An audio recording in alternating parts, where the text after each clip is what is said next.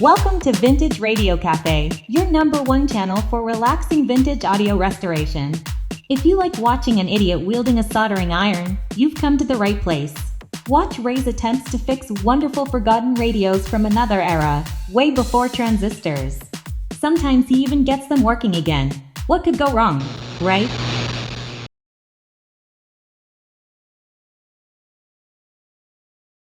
Good morning, everybody, and welcome back.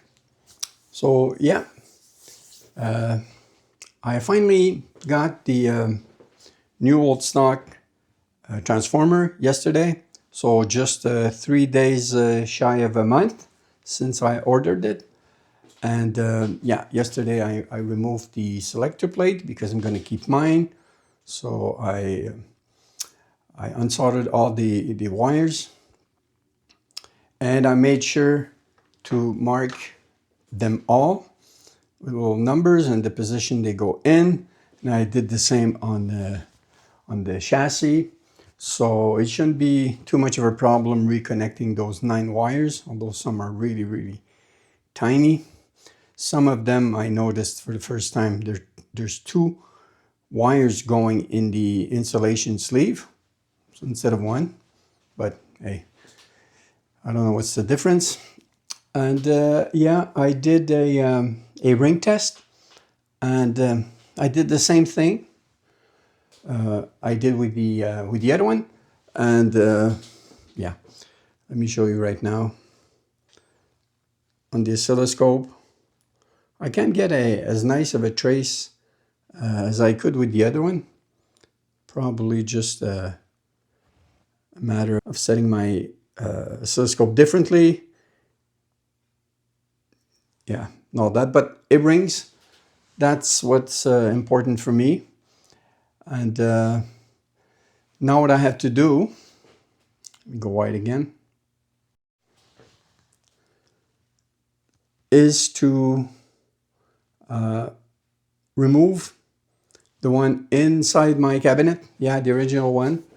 And simply, I want to do the same test.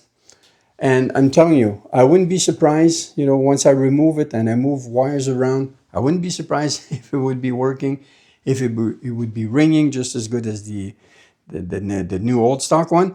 I wouldn't be surprised. I've seen this before.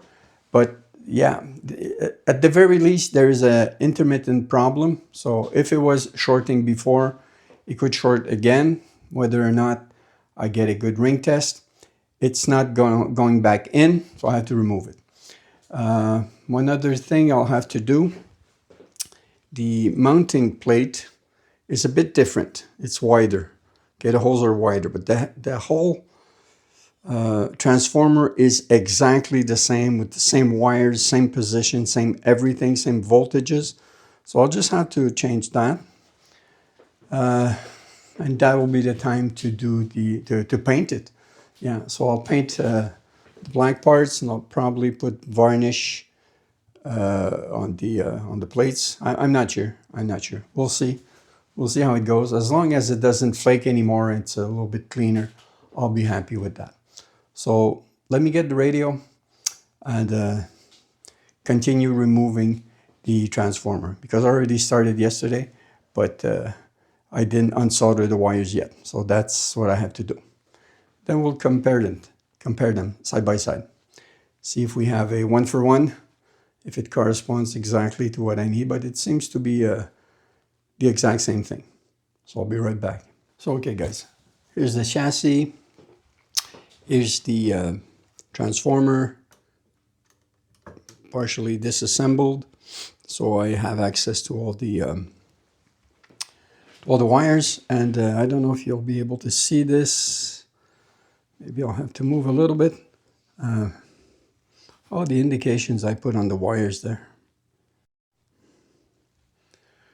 They're all numbered on the back plate, on the back of the selector, and on each wires. So yeah. And just so I don't confuse them, because they're the same, once I remove the mounting plates, I've also put a sticker to identify it as the Wildbad. And as you can see, the dimensions are exactly the same. Exactly the same thing on every sides. Same wires. Yeah, the exact same thing. The only difference, and moving closer, are those plates. The bottom plates, they're not the same width.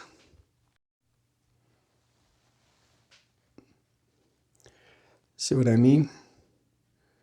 Mounting plate are different. They're wider. The holes are not in the same place. So I have to remove this. Sorry. I have to remove this and mount it, remove this one. Yeah, so I have to remove this one, put it on that transformer, and it should do the trick. Should be able to mount it safely. So now I'm gonna start desoldering the 9 wires, and yeah, I'll spare you the footage of that. I'll do it off camera. Problem is not to strike the adjacent wires, do it cleanly. I'll use the desoldering pump, most likely. But yeah, that's the idea. Be right back, guys. Okay, guys, so I'm back. I pulled the old transformer out. I'm doing the same test on the same wires. And as you can see, I'm not gonna move the camera, okay? You can see from there, I do have a ringing.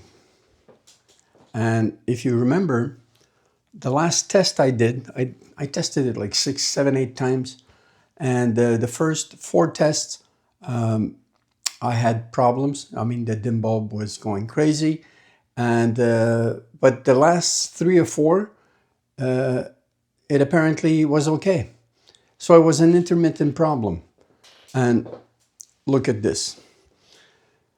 Any wires I move, well, I can reproduce the short by touching 2 wires, but more than that, I hope I can do this. If I move this wire, look at that. Any other wires I move, nothing happens. They're all pretty solid except for this one. And it's a heavy, just one single wire. So it has to be low voltage, high current, low voltage. And look at that. Yeah, how flimsy it is. So I'm going to do the same test with the new old stock. I tested it yesterday and everything seemed to be solid. The wires are better anchored inside the transformer. So that would explain the intermittent problem. This transformer as it stands now cannot be trusted. Maybe I could take it apart, remove the cardboard, the tape, and maybe I could get to this wire. This wire, and re-insulate it somehow with varnish, whatever. Maybe it's possible. Maybe it's not, a desperate cause. Maybe. But let me just, do the same test on this guy, and we'll see if it's more stable. Yep, because I want to put this one back in, Would you? Look at that. Would you? As soon as it goes to the selector here, where it's supposed to be connected, when I move it, to make the connection, it's gonna short out again. So let's try and see if this one is more stable. Be right back. Okay, I'm back. So I did the switch. Now the new old stock is connected. I'm doing the same test, the same wires. I'm getting the ring, and if I move the same wires, actually the one that is at fault is, I show you this, This one guy, okay? It's never been glued here. Contrary to this other model, it's been glued in place, so it never moves. So I don't know if maybe I glued it. Yeah, it's iffy. That's my point. Not sure I should do it. In fact, I'm sure I should not put this back in the radio. So, although I need to strip the mountings, put them on there, and yeah, I'll give it a coat of paint before I do that, so it's going to look a little bit better. I'm not sure I want to paint the blades. I might just use varnish. It would look better all black. It would. But I don't have heat-resistant paint, although I doubt very much it would, you know, maybe in the long run, a non-heat-resistant paint would flake off. But yeah, for the next couple of years, I don't think it would. But then again, varnish is probably a quicker, safer solution. Yeah, I'll think about it. But I think this test is pretty conclusive. What I saw on my last test was an intermittent problem, and what I see on the ring test is a intermittent problem. So I confirmed that that won't be a good transformer unless I work on it or somebody works on it. Yeah, this wire here. I mean, and it's solidly in place. So something's wrong inside of there, and who knows, I could remove the tape and just open a can of worm, you know, whatever varnish is left, probably remove it, probably strip it off. But yeah, I'm happy I did this test. Oh, so let's do a little bit of painting. Yeah, be right back. So okay guys, I'm back. It's the next day, early in the morning. Yesterday I painted the transformer, gave it a coat of black paint, and I remounted the mounting plates that were there on the original transformer. So now it's on the new old stock one. And what I wanted to make absolutely sure is that it was still working after playing with it, that I still had a ring, and yes, I do. So now it's really time to install it, resolder everything. So I'll get back to you when this is done, and hopefully we can start testing it again properly. I hope it works this time, because since I got it, I never heard it play, not even once.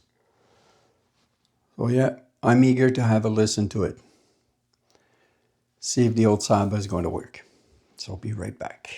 Hello again, everybody. It's the next day. So I finished installing the new old stock transformer in the chassis late last night. I didn't do any tests last night because, first of all, it was late. Then if it didn't work, I was probably not going to be any good at troubleshooting too late at night. And besides, I hate going to bed on a failure, so I preferred waiting this morning to do the test. So what we're going to do is, as usual, start on dim bulb. I've got it at 118 volts, just under 120. I'm fairly confident this should work. I've got the multimeter running on DC, connected to the one of the electrolytics and to chassis ground. So I should get a reading of what voltage we're getting through the transformer, rectifier and all that. So let's put some power on, give it a try. Power on. The dim bulb reacted normally. Wow, that's the first time. So the voltage will start higher. And as the filament heat up and the capacitor charge, it should go down like it's doing now. I can hear a hum. It might not work at this low voltage though, but we'll see if we get any sound on. Let's try AM first. Oh boy. Such as kindness. This has an impact. The secular has a big impact on those kids. We haven't heard anything about that. So yeah, there's a hum, but let's see if there's actually a problem. First of all, sound is good. This is going to be a strong station. Par intermittent jusqu'à la hauteur de la 640, mais Benjamin Moreau, je le disais tantôt, ça va bien. Puis la voie de service de la 440. Let's check the ferrite antenna. Oh wow, look at that. Vous écoutez Radio Circulation 730. Wow, that's impressive. Listen to the difference. Almost no signal. Perfect signal here. That's a weak station. Let's try on 700. This is really strong. See what I mean? Of our amazing offers on the Rogue, Sentra, and new kicks. We always wow. make a difference. Ask Gregoire, wow. Comet Nissan, 4299 on Route 440 West in Laval. This is What's on Montreal, powered by Tongay, your comfort zone. It's a long weekend and there's lots to do in Montreal. The prestigious World Press Photo. It's such a strong station on any of my radios that actually it doesn't come in too well. Yeah, there's distortion because it's too strong. I told you this before, AM 690, their transmitting antenna is right in my backyard. It's not even 2 kilometers from here. From Saturday to Monday, 25 vendors promise the best at the Old Port of Montreal Clock Tower, and the Boulevard Festival is also on. 600 is hard to get normally.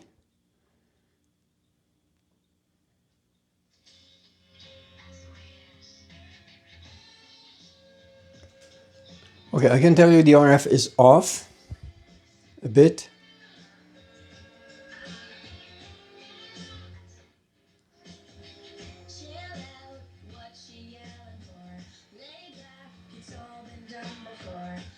That's usually a weak station.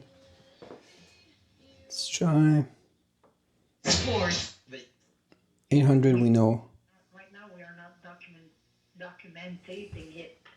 I mean, why would we been asking that?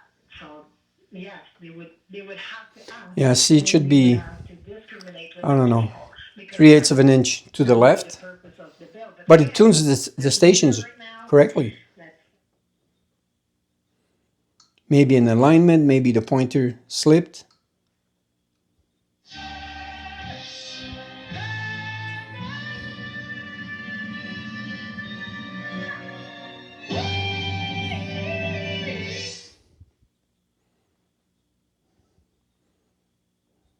Not that many AM stations.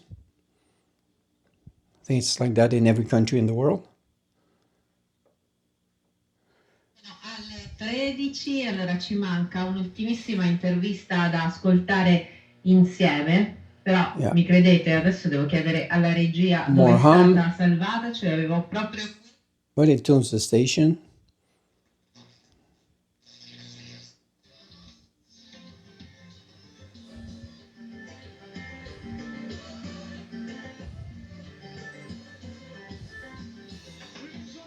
Okay, let's just check if the cutoff circuit on the ferrite antenna works. Let's go back at 800. Hopefully, if they do go on, if they do decide to go if I forward, cut off, hopefully they will take the time to boy, clearly what the impact of such a law works great. would do. On employment, do you mean? Yes, exactly. Yeah. So you're worried about Okay, so far so good. I'm happy with that. Let's do the same thing. We're still on restricted. Maybe I can put it up a bit.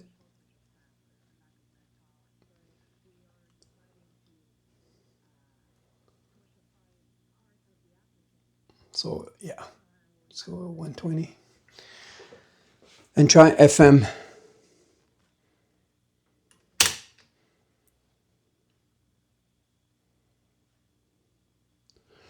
I've got an aerial. See what the FM says. Okay, I'm trying to get 98.5. Oh, I was all the way at 107. Okay.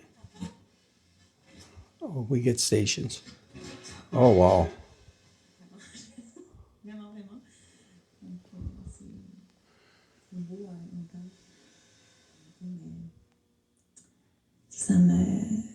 C'est sûr que, tu sais, une partie de moi, quand je suis sortie de la psychiatrie et tout ça, je m'en voulais d'avoir fait mal à mes proches. So you see on the FM, it seems to be the opposite.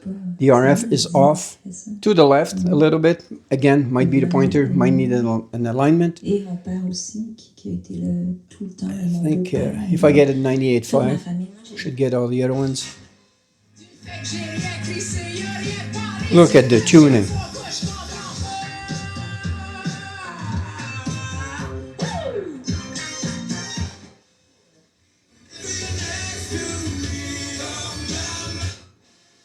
Les membres du Parti québécois sur l'interdiction notamment. Okay, let's check the tone shaping. I'm in the middle of bass and treble. No bass or a higher note. That's the way they indicate it. Full bass. Okay. There's a big difference. J'ai posé hier la question à And the treble. Dans le même siège que Lucien Bouchard. No treble at all. Ancien chef du PQ, Pierre-Carl Péladeau. Alors je lui ai demandé. Let's go full treble. Troisième référendum. Non, il n'a pas voulu se mouiller. Il a juste dit qu'il n'a pas laissé Plamondon son admiration.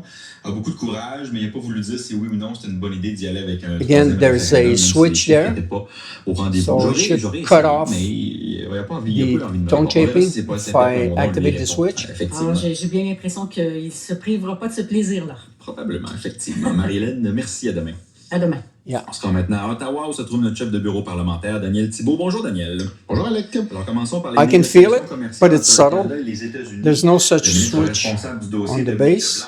Okay. The only other tone shaping control I have is speech. Let's activate speech. And you see the light works. Oh, see how much clearer it is. And when we deactivate it, yeah, you get all the bass, you see the music light come on. The stereo, well, I've explained this before.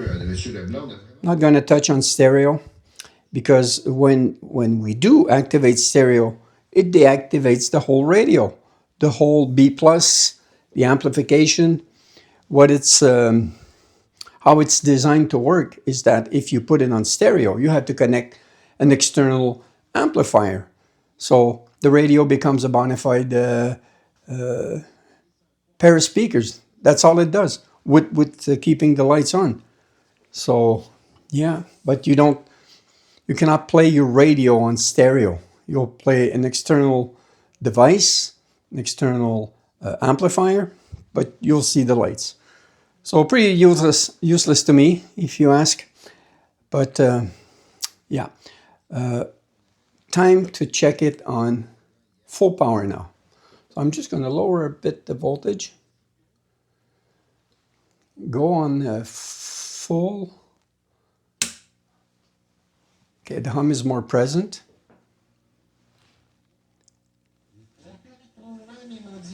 Optimisme raisonnable dans le contexte. On comprend que le ton est sémantique, l'optimisme raisonnable. Mais c'est ça, on n'est pas découragé, on est optimiste. When it's well tuned, it sounds great, despite the residual hum. Et je vous dirais qu'il est meilleur depuis what I want to check. I'm at 110. Okay. What I want to check is the voltages that I get to determine if I'll need to put a resistor on the rectifier. We're aiming at for 260 on AM and 255 on FM. So let's go at 120 to see what we get. Sure hope I don't have to install a... Yeah.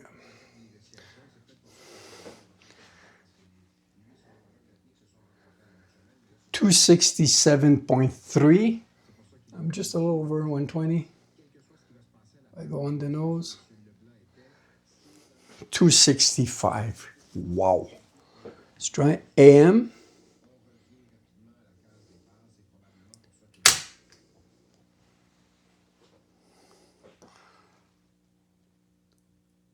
Okay, so it's a little bit high.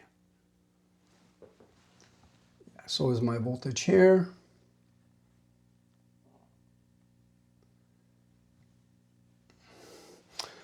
So yeah, this should be, what did I say?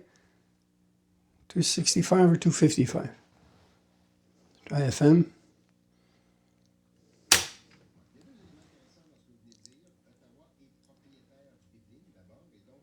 263. Donc, Mark Mackey, le président de Trans Mountain, qui gère l'oléoduc. And what did I say? 263, 264, 265, 266. The ratio is there. It's a little bit high. Yeah,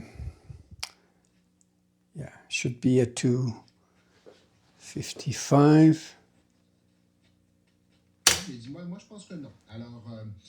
No, it should be a 255 here on FM, and yeah, 260 on AM. I'm sorry about that. So 7 volts higher, should be 260, 5 volts higher. Hey, I don't think I'm going to be messing with that. Okay, also the this radio has a power rating consumption of 55, so it's comfortable at 48, 49.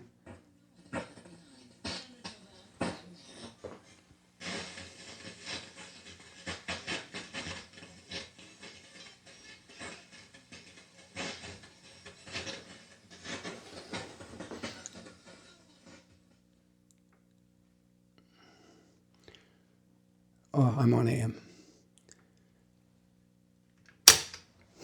Okay. Just got to get used to it.